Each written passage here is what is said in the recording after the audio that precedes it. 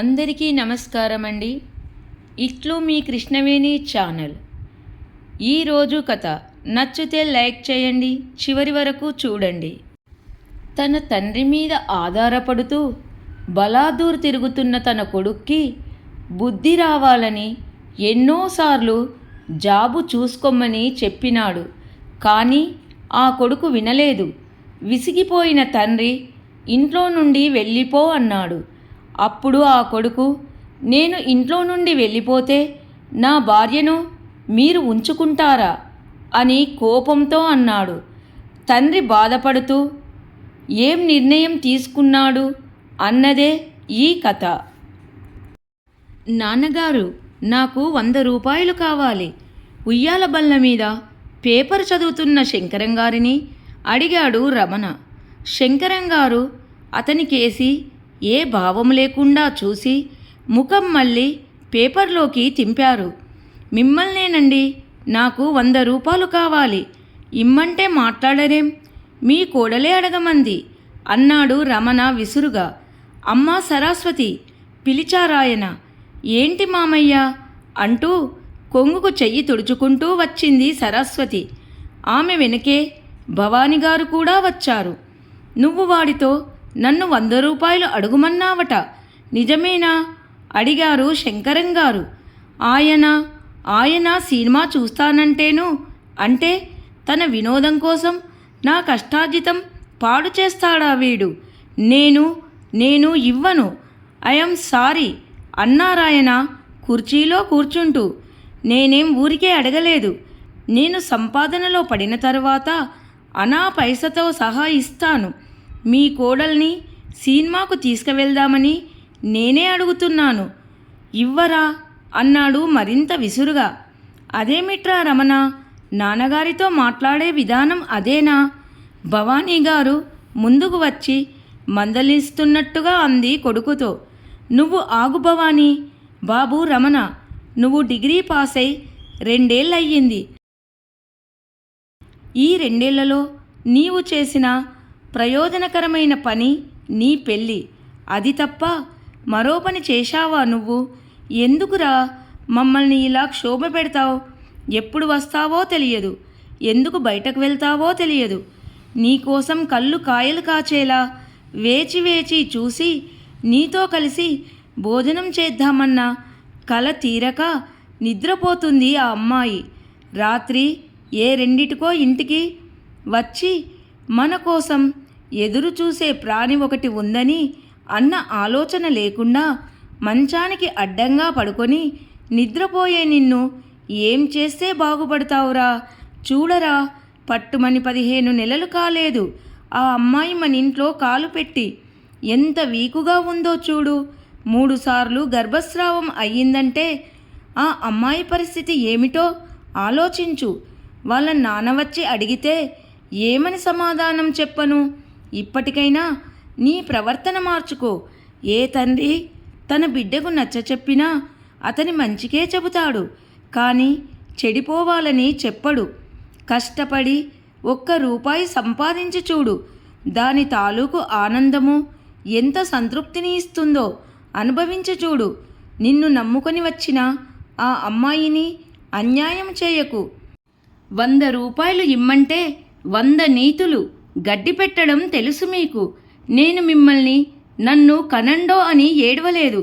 1 కొడుకుని పెంచి పోషించలేని వారు పిల్లలు లేని అనాథల్లాగే ఉండలేకపోయారా? అంతగా పిల్లలంటే ఇష్టమైతే ఓ అనాథని తెచ్చి పెంచుకోలేకపోయారా? కొడుకు మాటలకు ఆయన నిర్ఘాంతపోయారు. అదే మేం చేసిన తప్పు బాబు. నిజంగా మేము అలా చేసి ఉంటే ఈనాడు మాకి మానసిక క్షోభ ఉండేది కాదు. అయినా మేము చేసిన తప్పు పని నువ్వెందుకు చేస్తున్నట్లు? నేనేం చేశానో అర్థం కానివాడిలా అడిగాడు రమణ. ఏం చేశావో గుర్తు తెచ్చుకో. నీ భార్యకి 3 సార్లు గర్భస్రావం అయ్యిందంటే కారణం ఎవ్వరు? పక్కింటివాడా? నాన్న గర్జించినట్టుగా అరిచాడు రమణ. ఎందుకురా గొంతు చించుకొని అరుస్తావు? నేను అరవలేను అనుకున్నావా? రేపు ఆ కడుపు నుంచి నీకు కొడుకో కూతురో పుట్టి వాళ్ళు నన్నెందుకు కన్నావు అని నిన్ను ప్రశ్నించిన నాడు నీకు తెలుస్తుందిరా మూర్ఖుడా, ఎందుకు కన్నారని ప్రశ్నిస్తున్నావా, నీ తల్లి గొడ్రాలు కాదు అని సమాజానికి చెప్పడం కోసం. నేను స్వచ్ఛమైన మగాడిని అని నీలాంటి మూర్ఖులకి తెలియజేయడం కోసం. మాది అనురాగ దాంపత్యము అని అందరూ అంటే అటు నన్ను కన్నవాళ్ళు ఇటు ఆత్మబంధువులు తెలుసుకోవడం కోసం. ముఖ్యంగా మన వంశానికి కీర్తి ప్రతిష్టలు తెస్తావని నిన్ను కన్నాము గాని నువ్వు సంపాదించి పోస్తే లక్షలకు ఆశపడి కాదు. అసలు ఏ తండ్రి అందుకోసం పిల్లలను కనడు. నువ్వు నీ పెళ్ళికి తీసుకున్న కట్నము బ్యాంకులో నీ పేరున డిపాజిట్ చేశాను. ఉంచుకుంటావో తగలేసుకుంటావో నీ ఇష్టం. ఒక్కగానొక్క బిడ్డవని రెండో బిడ్డ పుడితే ఆ ప్రేమ వాడికి పంచవలసి వస్తుందని మీ అమ్మ రెండో బిడ్డ కావాలో అన్నా నచ్చ చెప్పుకొని ఉన్నంతలో నిన్ను అపురూపంగానే పెంచాను. పిల్లల అభిరుచి తెలుసుకొని ప్రవర్తించాలి. వారి అభిష్టం ప్రకారం నడుచుకోవాలి. వారి పసిమనసు గాయపడకుండా నచ్చ చెప్పాలని పత్రికలు చట్టాలు ఘోషిస్తుంటే ఎంతో ఓర్పు సహనం వహించి కొడుకులా చూడకుండా ఒక స్నేహితుడిలా మసిలాను. ఆప్తుడిలా సలహాను ఇచ్చాను. తండ్రిగా మందలించాను. నువ్వు ఏ విషయంలో తొందరపాటు నిర్ణయం తీసుకున్నా అర్థం అయ్యేలా చెప్పి సర్దుబాటు చేసుకుంటూ వచ్చాను. వస్తూనే ఉన్నాను. చదువు తప్ప వేరే ఆస్తి మనకు లేదు. కష్టపడి చదువుకొమ్మని విడమర్చి చెప్పాను. కష్టసుఖాలు అన్న సమాసము నువ్వు చదువుతుంటే జీవితంలో ముందుగా కష్టపడితేనే భావి జీవితం సుఖంగా ఉంటుందని వివరించాను. సుఖదుఖాలు అని చదివినప్పుడు జీవితంలో ముందుగా సుఖపడితే తర్వాత కాలమంతా దుఃఖపడవలసి వస్తుందని చిలక్కి చెప్పినట్టు చెప్పాను. నీకిష్టమైన దాని మీద ఎలా మనసు లగ్నం చేస్తున్నావో ఇష్టం లేకపోయినా చదువు మీద ఆసక్తి పెంచుకోమన్నాను. తెలియనివి నన్ను అడిగి చెప్పించుకోమన్నాను. తెలియనివి తెలుసుకోవడం కోసం ట్యూషన్స్ ఏర్పాటు చేశాను. కానీ నువ్వు చేసిందేమిటి? దీపావళి పండుగ రోజు నువ్వు సంతోషంగా ఆనందంగా కాల్చుకుంటావని 15 రోజుల ముందుగానే లేత తాటిమట్టలు కొట్టించి ఆరబెట్టి ఇంట్లో పటాసు నూరి టపాకాయలు తయారు చేస్తే ఏం చేసేవాడివో నీకు గుర్తుందా? వాటిని పట్టుకెళ్ళి నీ స్నేహితులకు దానం చేసేవాడివి. ఎవడో పరీక్ష హాల్లో కాపీ కొడుతుంటే వాడు బీదవాడని, వాడు కాపీ కొట్టి పాసు కాకపోతే ఉద్యోగం రాదని, వాడు ఉద్యోగం చేయకపోతే వాళ్ళ ఇల్లు గడిచే దిక్కు లేదని ఇన్విజిలేటర్కి చెప్పావట. కానీ ఆయన తన డ్యూటీ చేస్తూ వాడిని పట్టుకుంటే బయటకు రా, నీ పని చెబుతా. ఎవరో గొట్టంగాడి కోసం నువ్వు రాసిన ఆన్సర్ షీట్ని అడ్డంగా చింపేసి ఆయన మొహాన కొట్టి బయటకు వచ్చేసావే ఆ విధవ. తర్వాత హాయిగా పరీక్ష పాసై రిజర్వేషన్ కేటగిరీలో ఉద్యోగం సంపాదించుకొని పెళ్లి చేసుకొని పెళ్ళాం బిడ్డలతో సుఖంగా కులుకుతున్నాడే. కనీసం తన పెళ్ళికైనా నిన్ను పిలిచాడా? గురువును అవమానించిన నీకు ఆ పరీక్ష ఈనాటికి పూర్తి కాలేదన్న విషయం నీకు తెలుసు, నాకు తెలుసు. ఇవన్నీ చేయమని నేను నీకు చెప్పానా? అయినా నీకు ఇంకా కుర్రతనం పోలేదని సరిపెట్టుకున్నాను. ఆనాడే నాకు నువ్వు తెచ్చిన మచ్చకి నిన్ను అడ్డముగా నరికి ఉంటే ఈవేళ నన్నెందుకు కన్నావు అన్న ప్రశ్న నీ చేత వేయించుకునేవాడిని కాదు. నేను నిన్ను కన్న తండ్రిని, కసాయివాడిని కాదు. కానీ నువ్వు కసాయివాడివి. నువ్వు నన్ను కనలేదు. నువ్వింకా ఎవ్వరినీ కనలేదు. అది మర్చిపోకు. నీకు ఉండాలని ఉంటే ఈ ఊరిలో ఉండు, లేకుంటే నీ భార్యని తీసుకొని వెళ్ళవచ్చు. కనీసం పెళ్లి చేస్తే అయినా మారుతావని ఎంతో ఆశతో మీ అమ్మ నన్ను పోరితే స్నేహితుడి కూతుర్ని కట్నం లేకుండా కోడల్ని చేసుకుందామని ఆశపడ్డా. మమ్మల్ని 10 మందిలోనూ డబ్బు మనుషులను చేసి కట్నము పుచ్చుకున్నావు. ఆ అమ్మాయి పేరుకు తగ్గ సహనశీలి కనుక సరిపోయింది. లేకపోతే నీలాంటి వాడికి భార్య అయినందుకు పౌరుషం, అభిమానం ఉన్నదైతే ఉరేసుకునేది. అందుకే ఇక నిన్ను భరించే శక్తి నాకు లేదు. ఆ అమ్మాయి ఇక్కడ ఉంటే నాకు అభ్యంతరం లేదు. నిన్ను, నీ నీడను క్షణము కూడా భరించలేను. Please get out. అప్పుడు కానీ నీకు బాధ్యత తెలిసిరాదు. అంతసేపు ఏకధాటిగా మాట్లాడిన ఆయన కోపము, బాధ నరనరాన కృంగదీస్తుండగా కుర్చీలో వాలారు. అంటే నేనంటే మీకు విషము, నా భార్య మీకు పనికి వస్తుంది అంటే దాన్ని ఉంచుకుందామనుకుంటున్నారా? తీవ్ర స్వరంతో పదునుగా అన్న అతని మాటలు ఒక్కొక్కటి శంకరం గారికి పదునైన శూలాల్లా గుచ్చుకున్నాయి. ఆ మాట వింటూనే సరస్వతి నోట్లో చీరకొంగు కుక్కుకొని గుడ్ల నీరు కక్కుకుంటూ వెళ్ళిపోయింది లోపలికి. అంతవరకు మౌనంగా రోదిస్తున్న భవానీ గారికి ఉక్రోషం ముంచుకొచ్చేసింది. ఒరేయ్ పశువ, మీ నాన్నగారిని అంత మాట అంటావా అంటూ ఆవేశముగా పిచ్చి బలం తెచ్చుకొని కొడుకు కాలర్ పట్టుకొని ఆలెంప ఈలెంప వాయించేసింది. కోపముతో ఊగిపోతూ అమ్మ కళ్ళలో నిప్పులు చెరుగుతుండగా తల్లిని కొట్టడానికి చెయ్యి ఎత్తిన రమణ అంతలోనే నిగ్రహించుకొని నిస్సహాయంగా చెయ్యి కిందకు దించుతూ అన్నాడు అంతే గట్టిగా, హూ, కన్న తల్లివైపోయావు. లేకపోతేనా? చూడండి, నేను బయటకు వెళ్తున్నాను. నేను తిరిగి వచ్చేసరికి నన్ను కన్న పాపానికి నాకెంత ఆస్తి ఇవ్వదలుచుకున్నారో ఇచ్చేయండి. నేను వెళ్ళిపోతాను, లేదా మీరు వెళ్ళిపోండి. ఇంత జరిగాక నేను మీ బిడ్డను కాను, మీరు నా తల్లిదండ్రులు కారు. వికట హట్టహాసం చేస్తూ వికృతముగా నవ్వుతున్న రమణని చూస్తూ, ఒరేయ్, నీకు పిచ్చిగాని పట్టిందా? ఎందుకురా మమ్మల్ని ఇలా కాల్చుక తింటున్నావు? చంపేయ్యరా, ఒక్కసారిగా చంపేయ్. ఎంత తప్పు చేశానురా నిన్ను కని, ఎంత పాపం చేశాను.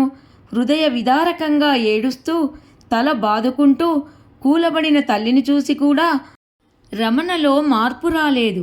హూ, నటన. నాకు పిచ్చి పట్టిందట.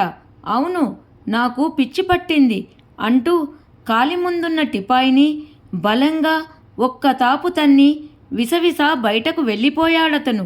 ఒక్కసారిగా ఎగిరిన టిపాయి గోడ దగ్గరున్న అక్వేరియంకు తగిలి అది బల్లున పగిలిపోవడంతో అందులో నుంచి బయటపడి గిలగిలా కొట్టుకున్న రంగురంగుల చేపలకు ప్రతిరూపాల్లా ఉండిపోయారు ఆ ఇంట్లో వ్యక్తులు.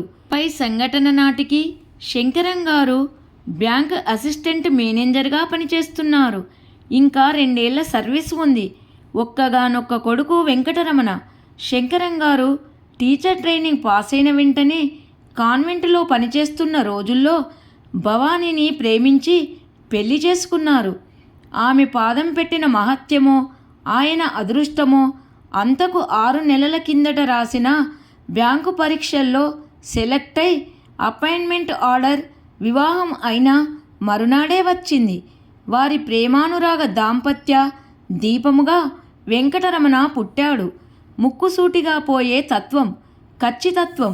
బ్యాంకు ఉద్యోగం వల్ల అలవాటైతే టీచర్గా పూర్వానుభావములో మనస్తత్వం శాస్త్రం, వేదాంత శాస్త్రం అవగాహనతో ఆయన ఎంత చెప్పినా ఏమి చెప్పినా అందరికీ వినాలనిపిస్తుంది. పెద్ద వయసువారు కూడా తమ సమస్యలను ఆయన ముందు పెట్టి సలహా తీసుకొని పాటించి మంచి ఫలితం పొందారు. ఆ రోజుల్లో బ్యాంకు ఉద్యోగం చేస్తున్న మొదటి రోజుల్లో కాన్వెంట్ విద్యార్థులు ఎందరో ఆయన వద్దకు ట్యూషన్కి వచ్చేవారు. నేను చెప్పింది చెప్పినట్టు చదవండి, 100కి 90 మార్కులు వస్తాయి. మీరిలా ట్యూషన్స్కు వచ్చి మీ తల్లిదండ్రుల చేత అదనంగా డబ్బు ఖర్చు పెట్టించడం నాకు చాలా బాధగా ఉంది అంటూ ఉండేవారు ఆయన. 90 మార్కులు ఎలాగో వస్తాయన్న నమ్మకం ఉంది సార్. 100కి 100 తెచ్చుకొని మాతో పాటు మీకు పేరు తేవాలని మీ దగ్గర చేరామే గాని మా తల్లిదండ్రులను బాధ పెట్టాలని కాదు సార్ అనేవారు విద్యార్థులు. అటువంటి వాళ్ళలో జబ్బర్ ఒకడు. అతను ముస్లిం. శంకరం కాన్వెంట్లో చేరిన నాటికి జబ్బర్ 6వ తరగతి. ఆ సంవత్సరమే శంకరం గారి వివాహం జరిగింది. జబ్బర్ 7వ తరగతిలో ఉండగా రమణ పుట్టాడు. భవానీ గారికి చేదోడు వాదోడుగా ఉండేవాడు. రమణని ఎత్తుకొని మోసినవాడు మోసినట్లు ఉండేవాడు. నువ్వు లెక్కలు నేర్చుకోవడానికి వచ్చావు, కానీ మా అబ్బాయిని మోసేందుకు కాదు అని శంకరం గారు కోప్పడినప్పటికీ, లెక్కలు ఫస్ట్ మార్క్స్ రాకపోతే అడగండి సార్, అంతేగాని తమ్ముణ్ణి ఎత్తుకోకుండా ఉండటం నా వల్ల కాదు అనేవాడు జబ్బర్. శంకరం బ్యాంకులో చేరాక కూడా 10వ తరగతి వరకు ఆయన వద్దకు వచ్చి చదివి, అటు తర్వాత కంప్యూటర్లో జాయిన్ అయి ఇటు డిగ్రీ అటు బీఎస్సీ పూర్తి చేశాడు. విద్యార్థి ఎప్పుడూ పారలెల్ స్టడీ చేయాలి. అలా చేస్తే ఇటు అకాడమిక్ సైడ్ కానీ లేకుంటే అటు టెక్నికల్ సైడ్ కానీ సెటిల్ కావచ్చు అన్న శంకరం గారి సలహాను అక్షరాలా పాటించిన జబ్బర్ సొంతంగా కంప్యూటర్ సెంటర్ను ప్రారంభించాడు. సోషల్ వెల్ఫేర్ సంస్థ ఆధ్వర్యంలో ఎంతోమంది విద్యార్థులకు ఉచితంగా కంప్యూటర్ కోర్సెస్ను అందిస్తున్నాడు. అంటే కాదు, చిన్న వయసులోనే ఒక ఓల్డేజ్ హోమ్ స్థాపించి పెద్దల దీవెనలు అందుకున్నాడు. శంకరం గారు ప్రస్తుతం ఆ జబ్బర్తోనే మాట్లాడుతున్నారు. ఇది బాబు జరిగింది. వాడు నా మీద అంత అబండం వేశాక ఇక ఆ ఊరిలో ఉండలేక లోను తీసుకొని కట్టిన ఇల్లు వాడి పేరున రాసేసి అతనికి భార్యను చేసిన కర్మకు సరస్వతిని వాడి దగ్గరే వదిలేసి వచ్చాను. భవానీ వాడిలో మార్పు కోసం ఎదురు చూస్తూ ఆ ఊరిలోనే ఉందామని అంది. కానీ నేను వద్దు అని ఎంతో కష్టం మీద ఇక్కడకు బదిలీ చేయించుకున్నాను. ఇక నాకు కొడుకువు నువ్వే జబ్బర్ అన్నారు ఆయన. పడక కుర్చీలో కూర్చున్న శంకరం గారి పాదాల వద్ద కూర్చున్న జబ్బర్ ఆశ్చర్యపోయాడు. ఎంత కాలమైంది సార్ ఇలా జరిగి? 3 ఏళ్ళు. నేను రిటైర్డ్ అయి ఏడాది దాటింది. ఇక్కడకు వచ్చి ప్రశాంత జీవనం గడుపుతున్న మేము అనుక్షణం నిన్ను తలుచుకుంటూ ఉంటాము. రోజు నీ పేరు ఏదో ఒక సేవా కార్యక్రమంలో పేపర్లో చూసి ఆనందిస్తున్నాము. మీ అమ్మగారు నిన్ను ఇక్కడకు వచ్చిన నాడే కలుస్తాను అంది. కానీ నిన్ను ఇబ్బంది పెట్టడం ఇష్టం లేక నేనే వద్దన్నాను. అంతే తప్ప వేరే ఉద్దేశం లేదు అన్నారు ఆయన. నేను ముందు నమ్మలేకపోయాను సార్. ఈ మధ్య ఇన్స్టిట్యూట్లో మరీ బిజీగా ఉంటుంది. ఓల్డేజ్ హోమ్కి 25,000 డొనేషన్ ఇస్తే ఈ శంకరం గారు ఎవరా అని ఆశ్చర్యపోయాను. మీ పూర్తి అడ్రస్లో రిటైర్డ్ని చూసి నిజంగా నాకు మతిపోయింది. మీరింకా నిన్నటి రోజున నాకు పాఠం చెబుతున్నట్లే ఉంది సార్. తమ్ముడు అలా ప్రవర్తించాడంటే నాకు నమ్మకం కుదరడం లేదు సార్. పోనీ నేను వెళ్ళి నచ్చచెప్పమంటారా? భవానీ వచ్చి జబ్బర్కి కాఫీ కప్పు అందించింది. ఆమె కళ్ళలో లీలగా ఆశ దోబూచులాడి మాయమవడం లీలగా గమనించాడు అతను. భవానికి తెలుసు భర్త మొండితనము. ఆ రోజు రమణ అంత మాట అన్నాక ఆయన వాడి వైపు కన్నెత్తి చూడలేదు, పన్నెత్తి మాట్లాడలేదు. ఊళ్ళోనే ఉన్న వియ్యంకుడి ఇంటికి ఆ రాత్రే కట్టుబట్టలతో భార్యని తీసుకువెళ్ళాడు. అక్కడే రమణ పేర ఇల్లు రిజిస్ట్రేషన్ చేయించి కట్నం డిపాజిట్ చేసిన బ్యాంకు బుక్కు, ఆ ఇంటి దస్తావేజులు వియ్యంకుడికి ఇచ్చి కొడుకుకు అందే ఏర్పాటు చేశారు. తర్వాత వారం రోజులు సెలవు పెట్టి బదిలీకి ప్రయత్నం చేసి ఆ ఊరు వదిలేశారు. వెళ్ళేలోగా ఒకసారి కొడుకుని కోడల్ని తనివితీరా చూసుకోవాలని తాపత్రయపడిన భవానీ ఆశ అడియాసే అయ్యింది. ఒకసారి కొడుకు ప్రస్తావన తెస్తే, భవానీ నీకు నేను కావాలో నీ కొడుకు కావాలో తేల్చుకో అనే అగ్ని పరీక్షను పెట్టారు. ఈ లోకంలో అందరం ఒంటరిగానే వచ్చాము. మన చుట్టూ కాలక్షేపం కోసం భవబంధాలు పెంచుకుంటాము, తిరిగి ఒంటరిగానే వెళ్ళిపోతాము. నాకు శేష జీవితం ఎలా గడుస్తుంది అన్న బాధ లేదు. బాధ్యత నెరిగిన తండ్రిగా నీ బిడ్డ నన్నెందుకు కన్నావు అన్న ప్రశ్నకు పరిహారం చెల్లించాను అనే అనుకుంటున్నాను. నువ్వు కోరితే నీకు అలాంటి ఏర్పాటే చేస్తాను. ఆయన అంత బాధగా అన్న మాటలు విని భరించలేక కుమిలి కుమిలి ఏడ్చింది. నన్ను క్షమించండి. ఇక వాడి ప్రస్తావన నేను బతికి ఉండగా ఏనాడూ మీ ముందు తీసుకురాను అంది ఆమె వెక్కిళ్ళ మధ్య. కాలం గాయం మానుతుందని ఊహించింది గాని భర్తలో ఏ మార్పు లేదు. ఆ ఆశ ఇప్పుడు జబ్బార్ వాళ్ళ తీరుతుందన్న నమ్మకం కూడా పోవడంతో ఆమె నిర్లిప్తంగా లోపలకు వెనుదిరిగి వెళ్ళింది. వారి మానసిక సంఘర్షణ తన కష్టంగా భావించిన జబ్బార్ హృదయము బరువెక్కింది. ఇది వారి కుటుంబ సమస్య, తమ సంస్థ పరిష్కరించేది కాదు. ఒకే ఒక్క కొడుకు ఉన్న ఇంటి సమస్య. సార్కు గురుదక్షిణగా రమణలో చైతన్యం కలిగించి మనిషిలో మార్పు తెప్పించి అప్పగించాలి. అదే తన మొదటి పని అని నిర్ణయించుకున్నాడు జబ్బార్.